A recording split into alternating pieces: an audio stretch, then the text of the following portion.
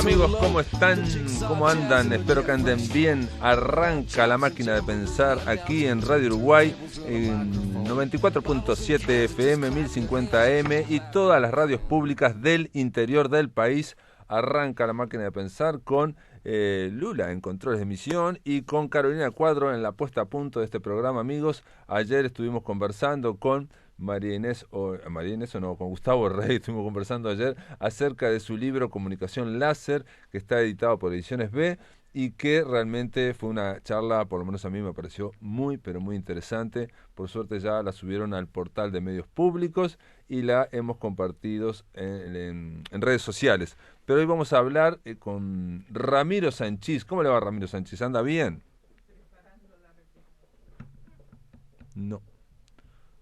No, parece que se cortó de nuevo, ¿no? Bien, vamos a poner un poco de música y ahora llamamos.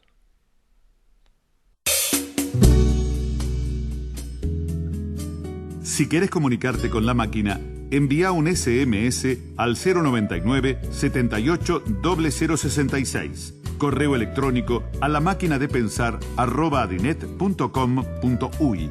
Facebook La Máquina de Pensar.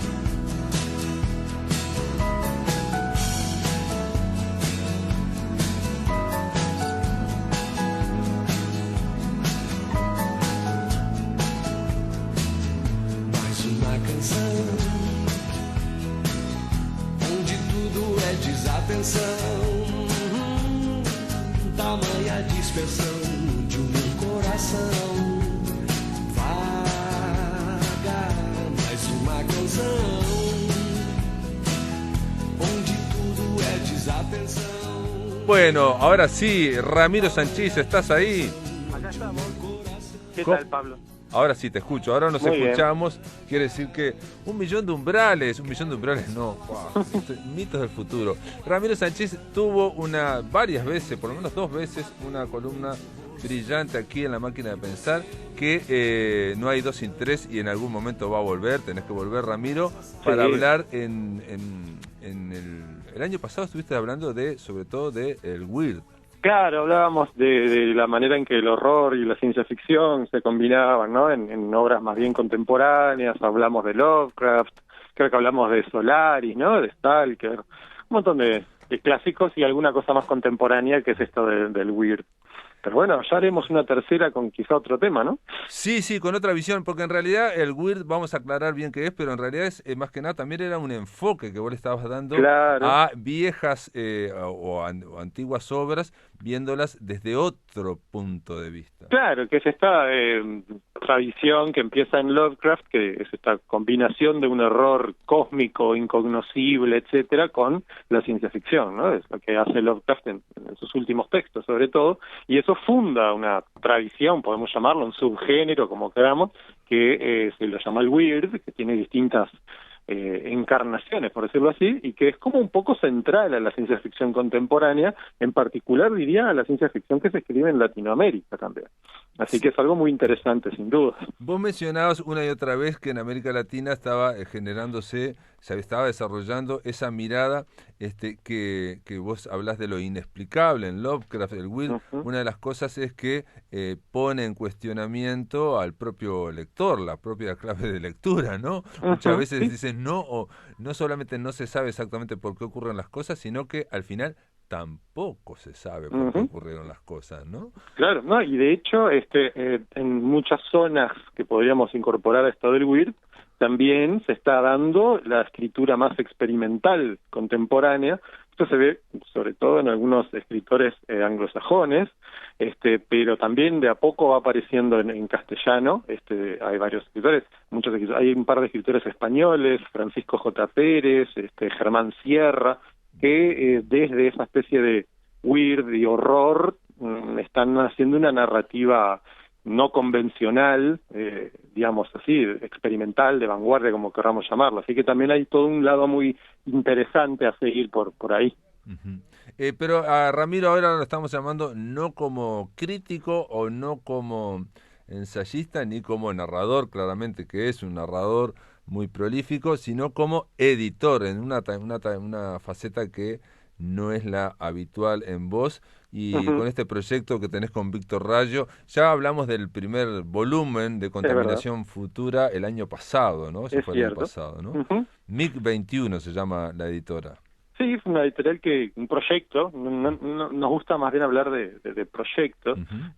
un proyecto editorial que medio que imaginamos con mi querido amigo Víctor, el año pasado, en un momento en que acá estábamos muy pesimistas con la pandemia, aunque había creo que 60 casos diarios o algo así, como mucho, empezamos a imaginar, a pensar canales nuevos, distintos. Tomamos el modelo de varias editoriales justamente que trabajan esto de la ficción experimental, de la literatura experimental que te decía recién, y armamos este modelo de editorial en el que publicamos sobre todo ebooks gratuitamente, ¿no? Uno puede ir a la página de la editorial y descargar el PDF o en algunos casos también el ebook en formatos MOBI o EPUB, ¿no? Y es gratuito y ahí están los libros. El último que sacamos es el volumen 2 de esta serie. Es una serie de antologías, o mejor dicho, muestras, rejuntes de relatos, Claro. que se llama Contaminación Futura, que ya está publicado el segundo, que salió este año, y está pronto el tercero, estamos esperando para publicarlo el mes que viene, porque antes también vamos a publicar un libro de relatos de Pablo Dobrynin, que también va a seguir el mismo camino, un PDF gratis, y EPUB y MOBI, y estamos experimentando con otras posibilidades de impresión para los que quieran tener el libro en papel. Pero lo importante que hay que destacar, me parece, es eso, es un PDF gratuito, un ebook gratuito, que por ahora toma esta forma de muestras de relatos.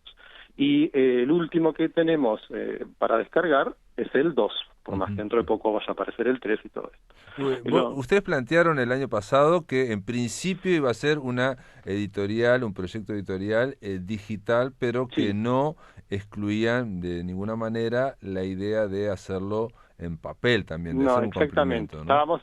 Evaluamos, siguiendo, a Víctor y a mí, bueno, primero hay que también recordarle a quienes nos escuchan que se trata de una editorial dedicada a la ciencia ficción, la Claro. fantasía, el horror, el weird, todo esto, pero tampoco descartamos cosas como publicar ensayo, literatura experimental, quizá incluso teoría ficción y todas estas zonas marginales, si se quiere, ¿no? En el sentido de que no son el mainstream, lo más usual que encontramos a nivel del mercado editorial y etcétera. Así que estamos Sí. buscando un poco esas anomalías, ¿no? Siempre Esas cosas hablándolo raras. desde el punto de vista de la literatura uruguaya o la literatura nacional, digamos, el panorama editorial uruguayo, bueno, MIG 21 es un proyecto editorial que se desmarca porque va a una especie de nicho que aparece, en principio podría ser no demasiado grande en principio, pero uno después descubre, como todo, que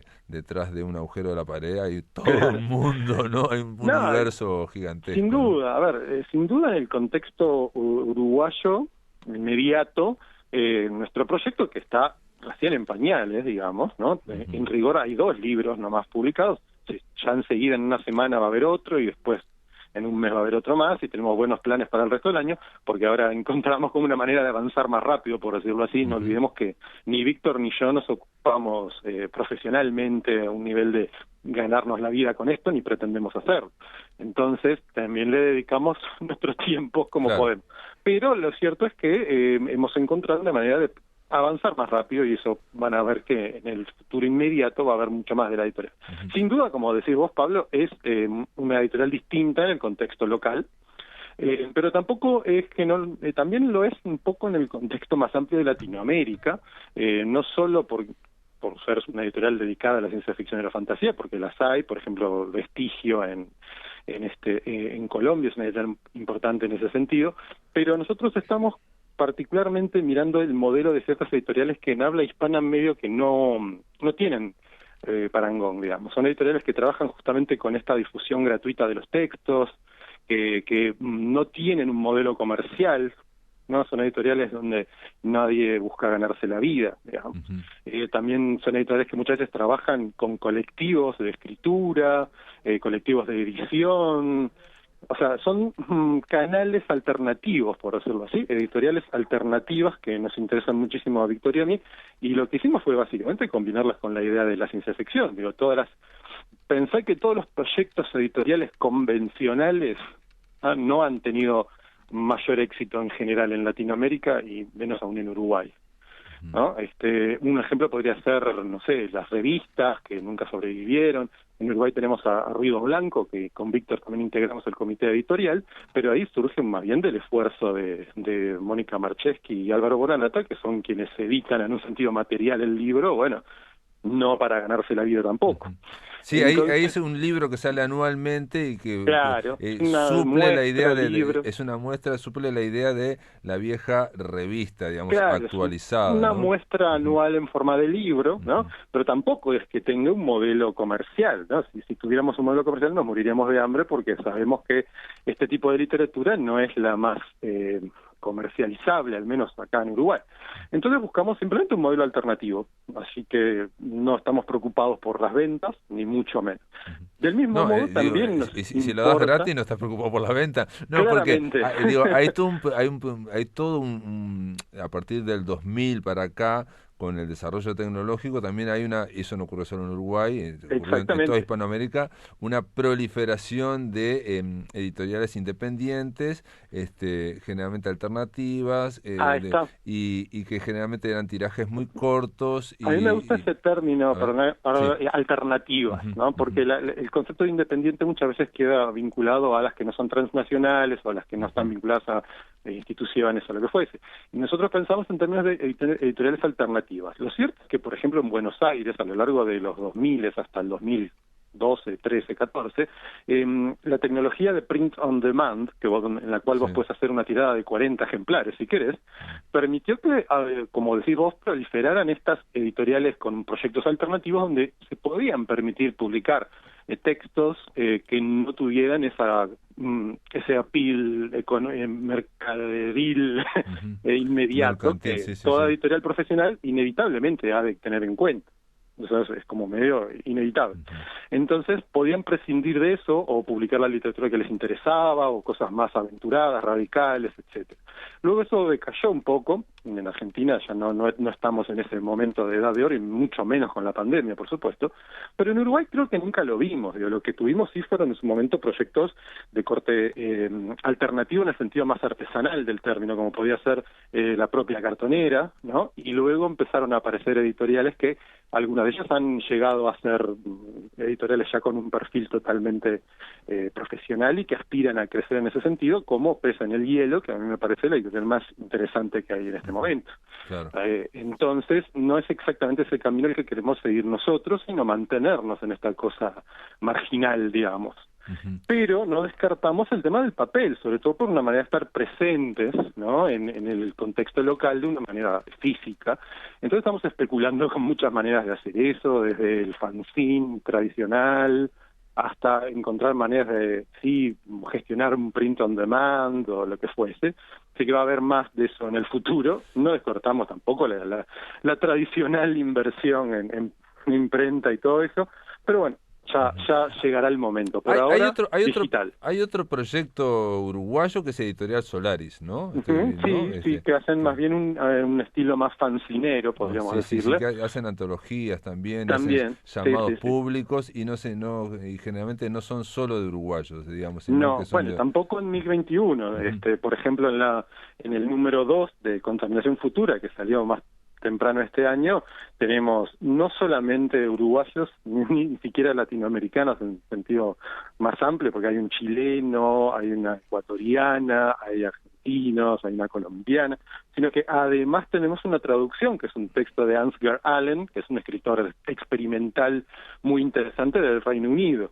Así que tenemos un poco de todo. La traducción en este caso la hice yo, pero bueno, es un poco también esa idea que tenemos de ir incorporando traducciones y introducir de alguna manera en el ámbito de estos géneros en Latinoamérica o en Iberoamérica, como queramos decirlo, introducir estas voces tan interesantes que escriben en inglés y que, por decirlo así nomás, nadie las conoce en español porque no habían sido traducidas hasta ahora. Claro. Es una forma de conocer y aparte, digamos, con la visión que tenés vos, ¿no? Sobre todo, porque Víctor Rayo por lo menos aparece como encargado de la parte uruguaya, digamos, de esta antología, y la parte latinoamericana apareces vos, por lo menos, ¿no? Para los dos primeros números, Contaminación Futura 1 y 2, un poco así fue como nos repartimos el trabajo.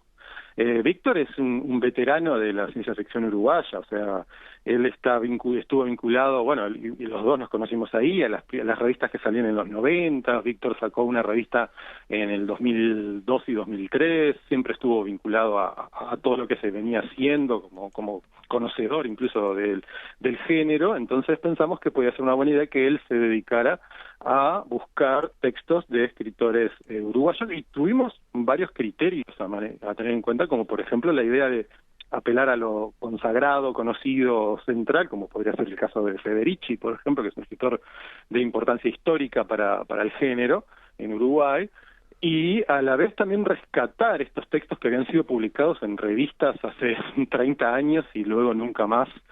Muchas veces son escritores que no vuelven a publicar o incluso que dejan de escribir, y nos interesaba rescatar algunos cuentos que encontráramos con cierto interés.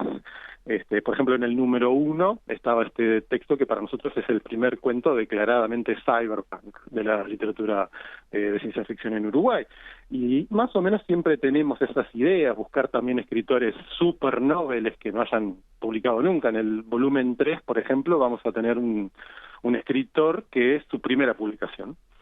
Y es un cuento lovecraftiano que nos gustó mucho a Víctor y a mí, y ahí va a estar incorporado.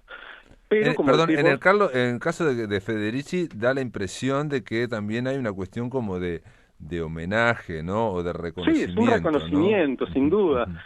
Me parece que es súper merecido, en el sentido de que, obviamente hay muchas maneras de trazar las líneas de la historia de la ciencia ficción en Uruguay, podemos ir tan atrás como queramos, podemos ir hasta Quiroga y más allá.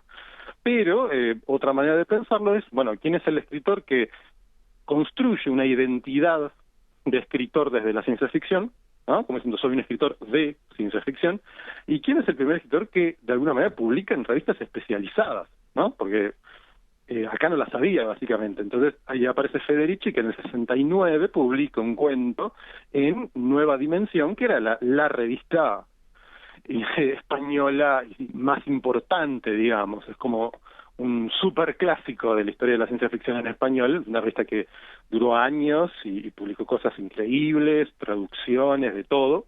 Y en el 69 Federici publicó un cuento ahí. Entonces, para nosotros, esa primera publicación, de alguna manera, de un escritor uruguayo que se define como escritor de ciencia ficción en una revista internacional, si se quiere, que tenga esta especialización en el género y todo, para nosotros es como un hito, ¿no?, en la historia de la ciencia ficción, hasta el punto que para nosotros ahí empieza la historia de la ciencia ficción uruguaya, y por eso no podía faltar como decís vos, reconocimiento u homenaje a un protagonista tan importante de esa historia. Alguien que también dibujaba y ilustraba, también. Sí, ilustró la tapa de la primera versión de Nick Carter del Hebrero, por ejemplo, entre otras cosas. Claro. ¿No? Sí, es alguien que una figura muy importante. Ha sido homenajeado también, aquí lo entrevistamos una vez por Montevideo Comics también. Claro, ¿no? porque Matías Castro había publicado una selección de sus historietas y un poco... es una figura súper importante a distintos géneros, el policial, el relato gráfico, en este caso también la ciencia ficción. Entonces me parecía que no podía quedar por fuera, básicamente, y ahí está. Es un texto reciente, de todas formas, de él, no es un texto rescatado. Sí, mirá, es reciente. Mirá, es reciente. Él tiene un estilo deliberadamente retro, en cierto Sí, modo. sí, ¿no? parece escrito en los años 70, Claro, realmente, ¿no? había Sí, que aclarar. sí. Pero es un texto de hace pocos años Uh-huh. que él mantiene una línea estética que podríamos vincular a la ciencia ficción clásica, a la asimoviana, etcétera, ¿no? Sí. Él mantiene esa identidad también como una estética definida, y el texto es de su producción más reciente, no es un texto de sus años. Claro. Sí, parece muy pulp, ¿no? Muy pulp, ¿no? Claro. Sí. Bueno, hay toda una línea de escritores que están revisitando eso. Bueno, Pablo Dobrynin, que te lo mencioné por el libro que vamos a publicar de él ahora nomás en estos días, también tiene toda una zona de su producción que le gusta revisitar esta cosa pulp, ¿no? Con cierta distancia a veces, o también con un goce, un disfrute de lo que era esta especie de fiesta narrativa sin preocuparse por mucho más, ¿no? Y estos lugares comunes, esta imaginería del género en su estado más revistero, barato. Claro, sí, es la idea de que ya entras en un mundo de ficción que está como prefijado y ya empieza a funcionar la historia rápidamente. Una de las cosas que me sorprendió de MiG-21 que no sabía es que vos haces la tapa. Yo algo parecido al diseño, ¿no? Sí, haces la tapa, pero la primera también la hiciste vos. Hice todas. Porque la primera creo que no estaba firmada, pero la segunda sí, en Contaminación Volumen 2 aparece. No me acuerdo Ramiro Sanchís en la tapa. Entonces, porque yo lo que no hice es muy buena dos. la tapa, tengo bueno, que decir gracias. que me sorprendía. No, como es una serie, va a tener siempre el mismo diseño, entonces no tenemos que pensar mucho, es cuestión de buscar algo que nos guste y lo ponemos ahí. El número 3, encontramos una foto de un radiotelescopio en Lituania, entonces decimos, guata, es esto, y ahí va a estar. Para el 2 usamos una fotografía, no me acuerdo el nombre en español, de cuando se hace esta exposición súper acelerada, que sacás cientos de fotos en un instante, ¿no? Y se ven como estos efectos de dilatación del tiempo que normalmente no podemos ver, y es la foto de una bomba nuclear, una bomba atómica tomada en una fracción de segundo. Y el primero creo que era algo de Haeckel, de los microorganismos que dibujaba Haeckel en esta época de las historias naturales y los gabinetes. Y Ramiro, me aguantás en línea y vamos a hacer una breve pausa y después ahí sí nos metemos en estos cuentos de contaminación futura que ya se pueden descargar desde el blog de La Máquina de Pensar y obviamente desde la web de la editorial. En la web de la editorial MiG-21. Amigos, continuamos en La Máquina de Pensar, estamos conversando con Ramiro Sanchís, editor del proyecto editorial MiG-21 en torno a Contaminación Futura, es el volumen 2, acaba de salir hace unos meses. Este libro es un libro digital que se puede descargar de descarga libre o gratuita. Si van al blog de La Máquina de Pensar ya está linkeado, pero si no, ponen en Google simplemente MiG-21, MiG, esos eran los aviones de la Unión Soviética, los MiG-21, no sé por qué, pero bueno, y entonces ahí van a poder descargar, ya sea para verlo en pantalla, en la computadora con un PDF, o como es mi caso, por ejemplo, que tengo un ebook, puedo descargarlo, lo descargué con formato MOBI, y también tengo otro ebook que es con formato EPUB o EPUB, pero en ese caso no lo descargué porque con uno ya está. Ramiro, te proponía hablar ya directamente de los cuentos. Por ejemplo, hay uno que se llama Las células del caos, me gustó mucho, pero me dejó con muchas ganas de seguir, me dejó con ganas de seguir. Da la impresión como que es un capítulo de algo que arranca tipo Philip K. Dick con una fuerza bárbara. El autor es chileno, Ignacio Fritz, y es como uno de los escritores más extraños y en cierto modo marginales en Chile.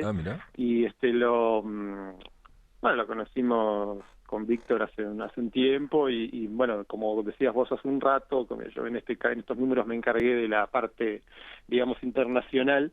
Entonces nos pareció que era un buen agregado. En el volumen 1 habíamos tenido a Pablo Rumel, que es otro chileno, también vinculado a la escena de los géneros en Chile, que hay toda una linda escena de ciencia ficción, fantasía y horror, de la cual Fritz es uno de los representantes más interesantes. En el volumen 3 vamos a tener a otro escritor vinculado y todo esto. Y sí, es un cuento que nos pareció súper interesante para incluir. pero de alguna manera el 2 como que consolida, el volumen 2 de Contaminación Futura, consolida esta pauta, en este caso de mitad uruguayos, mitad latinoamericanos en general, ¿no? Entonces tenemos no solo a Ignacio con su cuento, a Ignacio, el escritor chileno, sino también a Stephanie Méndez, que es una escritora colombiana muy nueva. De hecho, el primer libro de Stephanie Méndez salió unos meses después de Contaminación Futura, y salió en la editorial Vestigio, que la mencioné hace un rato. Y Stephanie Méndez, por ejemplo, nacida en el año 90 en Bogotá, ¿cómo entras en contacto con ella? Digo, simplemente para saber cómo Sí, llega. es que de algún modo esa narrativa de los contactos es algo que nos interesa mucho, porque lo que queremos hacer sobre todo es establecer estas redes, ¿no? Donde entramos en contacto con distintos escritores, pero también con distintas editoriales que nos recomiendan autores y nos dicen, tenés que leerte a fulano, vengano. Yo estuve en Bogotá en el 2019 porque salió allá una edición de mi novela Las Imitaciones, que la sacó esta editorial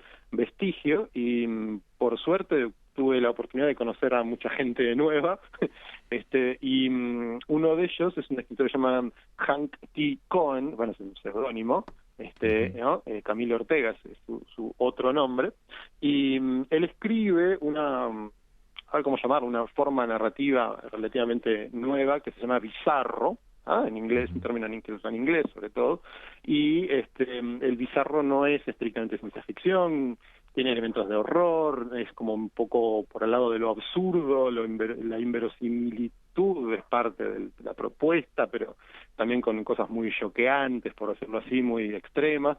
Y Camilo Hank, como le gusta afirmar, es un gran explorador de una literatura, la del bizarro, que yo conocía, la verdad, muy poco.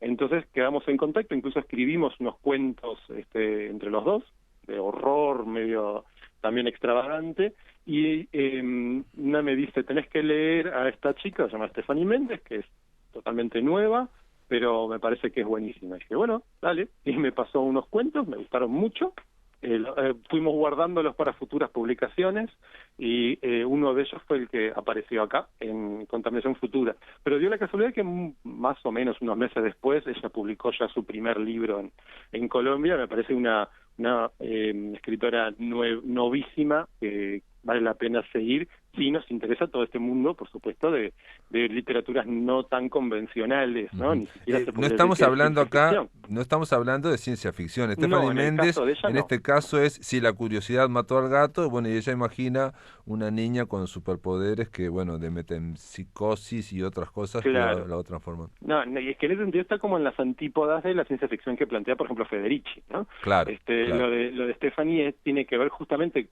sin ser 100% quizá bizarro, que es un género que en inglés al menos está bastante establecido y tiene sus pautas y todo, juega con otra manera de construir lo verosímil o lo inverosímil, si se prefiere, ¿no? La ciencia ficción clásica, su manera de pautar lo verosímil también tenía que ver con esa suerte de explicación científica, ¿no?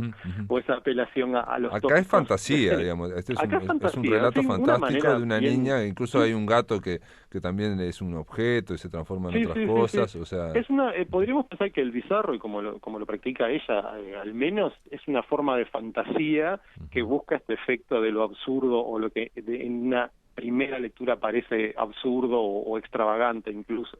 Y siendo un género muy poco conocido en español, hay una editorial en España nomás que lo publica, que se llama Orsini, y en Colombia los chicos de Vestigio han publicado alguna cosa, pero más bien traducciones de clásicos, digamos, recientes del bizarro en inglés. Tratándose de un género tan poco representado en español, nos pareció interesante seguir difundiéndolo, porque en última instancia Contaminación Futura es como si dije el término rejunte hace un rato, no peyorativamente por supuesto, pero es eso, es como una variada muestra de muchos géneros vinculados sin duda a lo especulativo o a la ciencia ficción o a la fantasía, pero que en muchos casos no son tan conocidos por el público en general y menos todavía en nuestros países y en habla hispana. Así que nos pareció también interesante desde la editorial hacer esta suerte de difusión o divulgación de caminos no tan conocidos. Hay, Y una, sin duda, hay otra escritora argentina, Teresa Mira de Teresa Echeverría, que sí, vos la planteás como que es una de las escritoras más importantes de ciencia ficción, weird y sí, fantasía en Latinoamérica, pero también de ahí también su cuento, si se quiere, tiene que ver con, bueno, con un personajes obsesivos y con con otro planteo de la realidad también, digamos que no sabemos si es patológico de este personaje que mira la claro. realidad de una forma muy extraña, ¿no? Sí, lo de Teresa, a ver, no lo digo estrictamente yo, digo, Teresa es una figura que comenzó en la ciencia ficción, como publicando en revistas, en Axon, en Próxima, las revistas bien de los 2000 en Argentina, y más recientemente ha tenido como un perfil muy importante hacia distintas variantes de lo que podríamos llamarlo lo weird, y me parece que ahí encontró su beta, porque mis cuentos favoritos de los que ella ha escrito están por ahí. Hace poco fue incluida en una antología que salió en Minotauro, nada más y nada menos, que es de esta nueva ciencia ficción latinoamericana que está notoriamente influida por el weird, pero también, esto me parece muy interesante en el caso de Teresa, tiene un poco que ver con todas estas corrientes que van un poco en la órbita del afrofuturismo, ¿no? O sea, esta idea de cómo pensar en un desarrollo posible de la tecnología, pero que no tenga que ver con la historia de la ciencia, la historia de la tecnología en Occidente, en Europa, ¿no? Piensen, por ejemplo, el ejemplo más fácil de dar es Black Panther, ¿no? La película del universo Marvel, donde está esta nación oculta en África que tiene todos unos avances tecnológicos increíbles que están más allá del mundo occidental, ¿no? Y tiene su propia estética que se vincula a cosas incluso tan remotas en principio como Herbie Hancock y los discos de Herbie Hancock de fines de los 60 o Miles Davis, ¿no? Sun Ra, toda esta cosa de la cultura afroamericana en Estados Unidos, ¿no? Con toda esta cosa de imaginación futurista y ciencia ficción y pulp y todo esto. Entonces, gracias a cosas como películas como Black Panther y la serie, por ejemplo, también Lovecraft Country, que si bien tiene a Lovecraft en el título, va para muchos lados de la ciencia ficción también, ha habido como una suerte de interés masivo en el afrofuturismo, pero también sirvió para llamar la atención sobre otras formas de futurismo, por decirlo así. Claro. En el caso de Teresa, ella tiene un cuento, no es este, que se llama Les Pi Yemnautas, que justamente es como una especie de exploración de una tecnología y un futuro posible que extrapola la manera de ver el mundo de ciertos pueblos indígenas de América.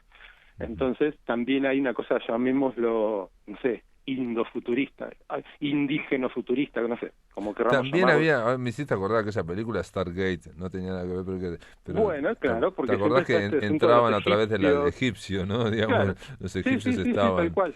Eso es un poco más visto, quiero decir, ¿no? Sí, vincular a los egipcios con los extraterrestres y una civilización tecnológica de la Gran Siete. Exacto. A través de... Incluso algo muy mainstream como la Atlantis de Disney, que es una película de los 90, si mal no recuerdo, o de fines de los 90, también tenía toda esta cosa medio precolombina, digamos, ¿no? Pero bueno, en realidad es lo mismo. Lo que pasa es que ahora lo tendemos a pensar más bien desde este lado originado o suscitado por el afrofuturismo, que nos permite, de un modo en retrospectiva, decir, también estaba esto otro, que es más o menos lo mismo. Pero me parece que lo que hace Teresa justamente es tomar esa idea de los modos alternativos de conocer al mundo, plantearlo en un contexto de ciencia ficción weird, con influencias del afrofuturismo, y hacer algo que es como una lectura, si se quiere, de muchas posibilidades epistemológicas, incluso desde Latinoamérica. Entonces, con las culturas originarias y todo esto. Así que me parece también súper interesante. No necesariamente es el cuento de ella que está acá, pero también tenemos... en el cuento de acá, digamos, lo que hace es una mirada extraña sobre la civilización, la cultura occidental. Habla de las pinturas de Georges Pompidou, digamos, del Centro Pompidou de París, en fin, pero con una... incluso me hizo acordar Claro, me hizo acordar como si fuera el personaje tuviera una rara enfermedad cerebral y que se Claro, no, pues es un comunicara. poco parte del proyecto de ella, que tiene mucho que ver con una variante del Weird que se hacía mucho a fines de los 90 y principios de los 2000, que es el New Weird, con escritores como China Miéville, de quien hablamos Sí, en sí, la hablamos, columna, hablamos sí, de me La ciudad acuerdo. y la ciudad, por ejemplo, que es una novela quizá emblemática. Así que el proyecto de Teresa es muy interesante también para seguir y tiene varias maneras de darse, de tanto desde el weird más convencional como desde esta otra cosa más afrofuturista o originario futurista, como querramos llamarla. Así que me parecía también un nombre ineludible. Tenemos un buen contacto también desde MIG con ella, vamos a publicarla todo lo que podamos, tenemos previsto para el año que viene quizá una colección de cuentos de De ella. Teresa Mira de Echeverría, estaba hablando. Sí, es una Exacto. escritora sin duda a seguir, una escritora argentina súper interesante. Bueno, vamos a hablar de abejas y de Marte, pero vamos a hablar después de la pausa, amigos. Estamos Dale. conversando con Ramiro Sanchís en torno, reitero, a este libro que se llama Contaminación Futura, es un volumen 2, y que está de descarga libre o gratuita. Van al blog de La Máquina de Pensar, está linkeado, o reitero, simplemente ponen Contaminación Futura volumen 2 en Google y lo pueden leer, así para que vean que no estamos mintiendo con Ramiro Sanchís. Después de la pausa seguimos aquí. Amigos, continuamos en La Máquina de Pensar, estamos conversando con Ramiro Sanchís en torno a contaminación futura.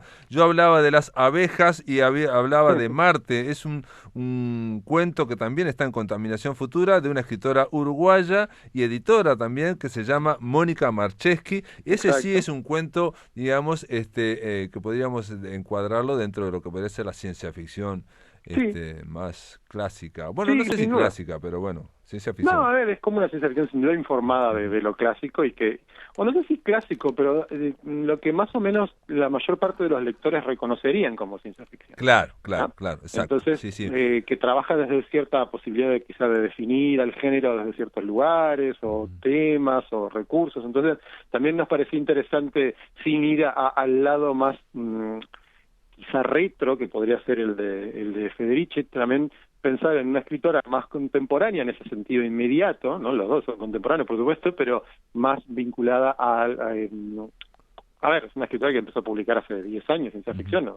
Con los libros de Ruido Blanco. Está vinculada a Ruido Blanco, es la una de que... las fundadoras de Ruido Blanco, es parte del comité editorial de Ruido Blanco, tiene su propio proyecto editorial que se llama MM Ediciones, donde sale Ruido Blanco y algunas cosas más. Entonces nos pareció también interesante pensar como una escritora más reciente en ese sentido, que va a publicar, no tiene esta trayectoria de Federici, por supuesto, pero que de alguna manera también aborda la ciencia ficción desde este lado más, si se quiere, convencional o más reconocible inmediatamente por los lectores, que sin duda es algo que mucha gente espera encontrar también, porque es lo que mucha gente que le gusta la ciencia ficción le gusta reconocer en la ciencia ficción. Claro, hay tres cuentos al hilo que hablan de Marte: Las arenas de Marte de Federici, Las células del caos de Ignacio Fritz, el chileno, que transcurre en Marte, y Abejas en Marte de Mónica Marcheschi. Sí, eso es un efecto del orden alfabético, debo decir, no hay nada más más planeado que eso, y nos gustó cuando lo reconocimos, que bueno, vamos a dejarlo porque está bueno, parece que surgió ahí un efecto de lectura no buscado, pero que es muy reconocible.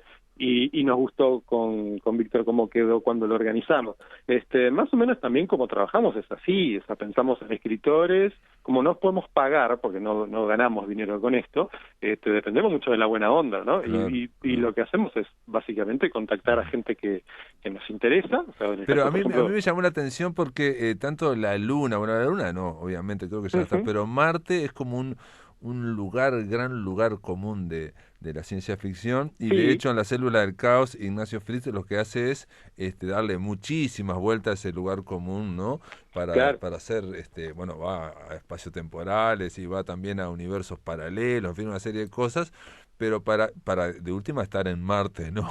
No, lo que pasa es que es, a ver, desde Crónicas Marcianas y mucho más, y desde Edgar Rice Burroughs y todavía supongo que más atrás, ¿no? Marte es como un tópico que en una primera mirada puede hasta pensar que está gastado, ¿no? Entonces, pero a la vez se va renovando en el sentido de que cada época con su tipo de ciencia ficción o sus tipos de ciencia ficción de alguna manera vuelven a cosas que están en la imaginación, ¿no? Pública, colectiva, como sin duda es Marte, ¿no? O sea, uno puede decir, bueno, decirle marcianos a los extraterrestres parece un poco raro, como se decía antes, pero eso no nos siempre nos va a permitir encontrarle de alguna manera este lado nuevo, novedoso. Estoy pensando, por ejemplo, en El Marciano, esta novela de Andy Weir, ¿no? Que es Weir, no sé cómo se pronuncia, que es una novela de 2011, que tiene una película, ¿no? Y es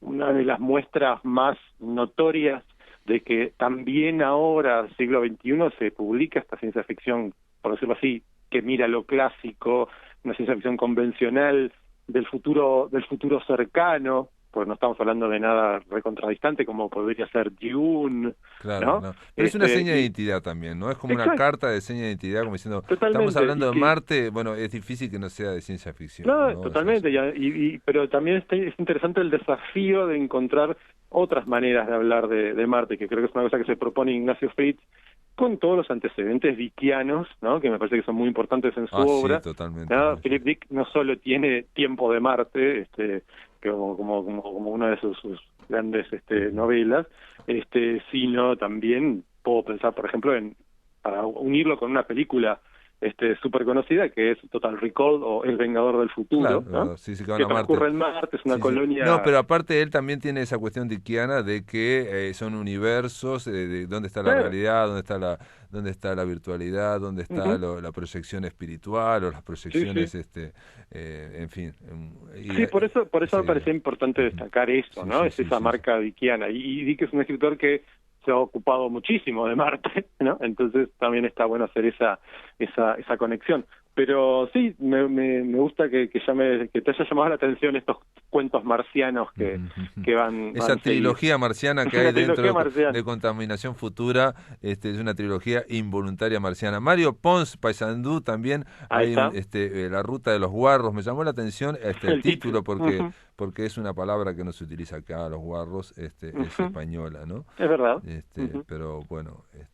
Tenemos a un tal Pablo Silva Olazábal también. Bueno, hablemos de Pablo Silva Olazábal, sí, que también está ahí, digo, todo esto ha sido porque ahí el cuento, digamos, que me admitieron ahí en Contaminación Futura, si algo no es de ciencia ficción, no tiene nada que ver con ciencia ficción. Nos pareció también interesante buscar otra manera de alejarnos pues no queremos, básicamente, lo más fácil para nosotros sería contactar